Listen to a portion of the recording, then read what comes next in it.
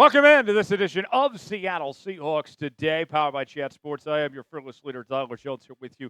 Thanks for stopping by and joining us. In life, you can be one of two things. You're either a winner or you are a loser. And on today's program, we will go over everything you need to know from Seahawks OTAs so far as we are a week in. I have my full list of winners and losers. We'll tell you about it. Let you hear from some of your favorite Seahawks here in just a matter of moments. Before we get to that, folks, we are closing in on 68,000 subscribers here on the channel. We are the fastest growing Seahawks YouTube feed around, and it is my pleasure, my privilege to bring you this show each and every day. And here's the bottom line, folks. If we get more subscribers, that means even more content. And Big Tex will be the first to tell you, we've been going crazy with the stuff we've been doing. 3 live shows a week, sometimes 2 and 3 videos a day, and we'll crank it up another notch if we get even more subscribers around here. For daily news and rumors, breaking news, Q&A mailbags, our Madden sims, and more, you got to be subscribed. Best part about it, doesn't cost you a thing, youtube.com/Seahawks TV. To subscribe now, and we'll get started with today's show. OTAs are here, and we are a few days into OTAs. And what we're going to do here on today's program is we'll start with the winners list, and then we'll go to the losers list and go from there. So without further ado, let's start with our first winner. Dun, dun, dun, dun, Sam Darnold, the new QB1 in Seattle, is our first winner on today's winners and losers list. And the thing that I like that I've seen and heard about Sam Darnold in the last few days with OTAs is how much he is taking command of this offense. And we've heard it from a number of people, from Cooper Kupp, most recently JSN. We'll get to JSN here in just a moment. That Sam Darnold, he's not the new guy in the building getting lost, trying to get his key card to work. You know, he's not stuck in the bathroom stall. Let's put it that way. It's like he's been here the entire time. And he's teaching this offense to his fellow teammates as he's played under Clint Kubiak before, and he is already taking the mantle of being a strong leader for this Seahawks team here just a couple days into this process. And here's what JSN had to say in particular about Sam Darnold, what stood out to him working with him for the very first time. He's really smart. He's in the playbook, and he can tell everybody what to do. He's a general out there. I just love the attitude about it. Don't we all? Don't we all, JSN? That's music to my ears to see JSN talking about Sam Darnold that way. And if he's already taking control like this, then to me that's a very good sign of what's to come and what you're looking for in your quarterback. You're not looking for somebody that is going to sit idly by. You want somebody that's going to be there for their teammates and be the unsung hero and captain of this team, and Sam Darnold is already doing just that. So that's a huge step in the right direction for him. We will go over more of the winners here in a moment, but let's hear from you guys. Do you believe in Sam Darnold? Is slinging Sammy dimes legit? The people want to know. It's our pinned comment today. You might get an ad break while the ad's playing. Get your votes in. Let me know. That B for believe, D for don't. Weigh in the comment section and tell me what you think. Up next on our list is Jarran Reed. Jarran Reed is in his second stint in Seattle. This is year number 3 for him. And it's interesting. When you look at when Jarran Reed was brought in, we didn't really know what to expect from Jarran Reed, of how much he actually had left in the tank, how significant his role was going to be, and so forth. But now we fast forward to 2025, and Jarran Reed has been a guy that the Seahawks can depend on, that they can count on. He has been a vocal presence in the locker room, as we've seen a lot of faces change in that Seattle defense in recent memory, with guys like Jamal Adams and Quandre Diggs and several others exit the building. Jarran Reed has been a very good vocal presence, and he's been huge in the development of Byron Murphy and some of these other guys on this defensive line. And Jarran Reed is liking what he's seeing so far from OTAs with this defensive group that he's helping lead. Man, it's been a great week overall. I think it's one of the best first weeks we've had as a team in the last few years I've been here. The intensity is there. The communication is there. The emphasis that the coaches are putting on the players has been showing on the field. And I think Jarran Reed deserves a lot of credit for that, for doing his part as well. Meanwhile, let's go back to the offense. This is where we find offensive tackle Abraham Lucas making the winners list for Seattle. And I'll say this. This is exactly what Seattle needed, was to be talking about Abraham Lucas in this sense. If you go back to this time a season ago, we wondered when Abraham Lucas was going to step on the football field, how he was going to look coming back from injury, and if he could be an impact player. And although we had to wait a long time before Abraham Lucas was eventually on the field in 2024, he did very well. And the offensive line was vastly improved with Abraham Lucas a part of the equation. The question with Abraham Lucas has always been the knee and how that thing can hold up. And one thing that Abraham Lucas did this offseason that is going to go a long ways to help that knee hold up and the rest of his body is he hit the weight room, and he hit it hard. He is now a lean 325. He posted this on his Instagram, his IG story, just a few days ago. And I love that. I think that's a huge step in the right direction for Jarran Reed to set himself up for success, not just for this year, but for the long term.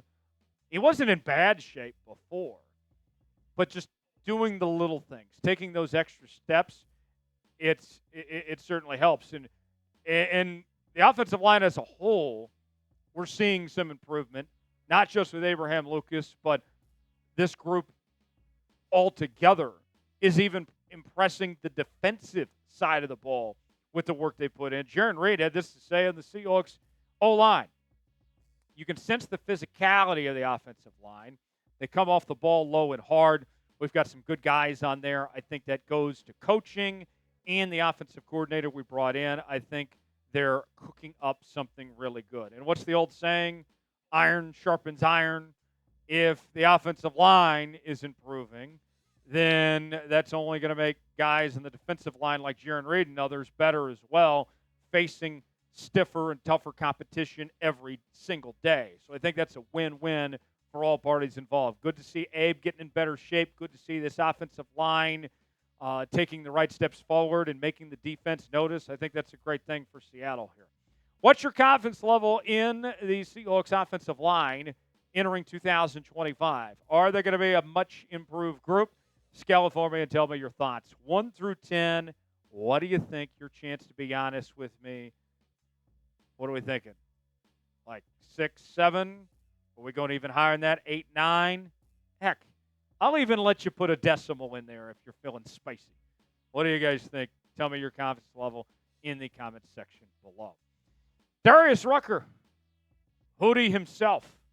He's got a great deal for Seahawks fans right now. The Seahawks collection is on sale now for up to 40% off at chatsports.com/Darius. And I got to tell you, I'm a big Darius Rucker fan, and he came up with this custom Seahawks gear, this Western attire, that I think looks good for any occasion. Whether you're going out on a night for some country bars or something, or a concert, or maybe you want to be an urban cowboy of sorts, or for that matter, if you're sitting in a cornfield somewhere. I mean, you're going to be looking great and supporting your favorite team in the process. And on top of that, my friends, this deal is up to 40% off for a limited time. What are you waiting for? We have every size you can imagine. Father's Day is coming up around the corner. Maybe you want to get Dad a great-looking shirt. I know my dad would like this. He's not even a Seahawks fan. I think my dad would wear this. Get yours now, chatsports.com/Darius. The link is in the comments and description of today's video. That's chatsports.com/Darius to get yours now. Next up, let's talk about a rookie, and that is none other than Tory Horton, who Seattle selected out of Colorado State at the wide receiver position. And I have some very good news, Seahawks fans. Horton, from all indications here at OTAs, looks ahead of schedule on coming back to the football field in 2025 after he had that season-ending injury with Colorado State that ultimately lowered his draft stock. And here is the latest from Corbin K. Smith, who posted the following on X. He said, per the Seahawks website, Tory Horton looks to have gotten some work and running routes at today's first OTA practice. Horton was only catching balls of jugs machines out of rookie camp, so this would be a significant jump coming off of LCL/hamstring injury at Colorado State. And here's a photo that the Seahawks also posted of him in action as well. That's big. And I think for Tory Horton, I'll put it this way, folks. If he is fully healthy and taking those steps forward, there's no reason why, at the very least, he can't be the number 4 receiver in this Seattle offense. Maybe he competes for him with MVS and takes that number 3 spot. But the fact that he's ahead of schedule, that he's already getting involved, that he's putting the injury behind him, that's big for this Seahawks team, big for depth and everything. I like that from Tory Horton there. Last on our winners list, we'll stay in the receiver room, and this is where we find Jaxon Smith-Njigba coming off his first Pro Bowl appearance in 2024. No DK Metcalf anymore. JSN, without question, the go-to receiver in Seattle's offense. I've said this before. I'm expecting big things out of Jaxon Smith-Njigba in 2025, his 3rd year in Seattle and in the National Football League. And this new offense, with him being the number 1 option, you wonder, okay, what's his role look like? How is he going to be used? And JSN already feels pretty good about where this offense is headed. He said this: it's good to get some competition and to go out there and run some plays and get better. We got a lot of opportunities to get better, so I think it's good to be out there with the guys.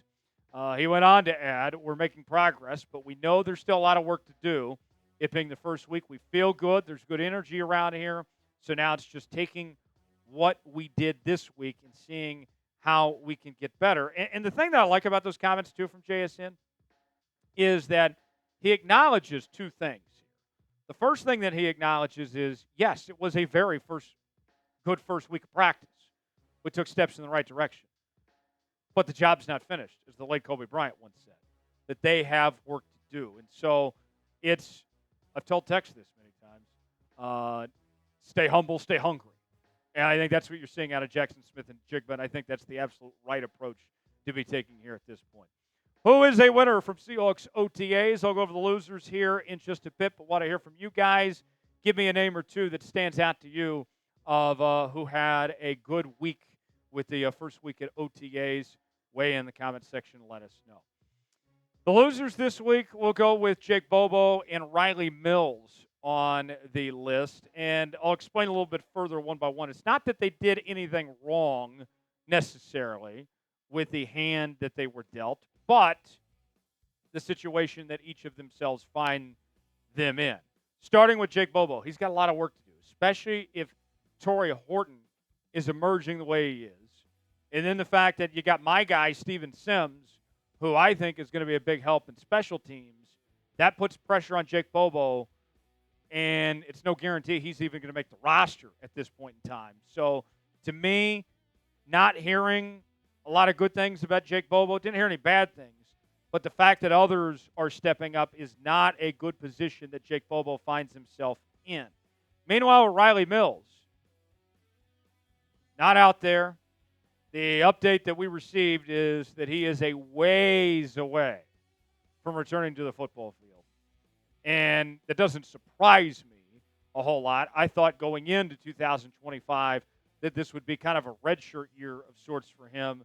But there's already questions being asked. Was it a mistake drafting Mills when you see some of the other rookies at his position that were drafted around what he was and they're already impressing to this point. So something to monitor. I think it's too early to answer that question, but it does make you think for a moment.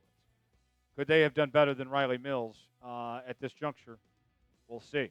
Thanks for joining us here on this edition of Seattle Seahawks Today. For continuing Seahawks coverage, subscribe now for free. YouTube.com/SeahawksTV. I'm Tyler Jones. Thanks for joining us. We'll see you next time.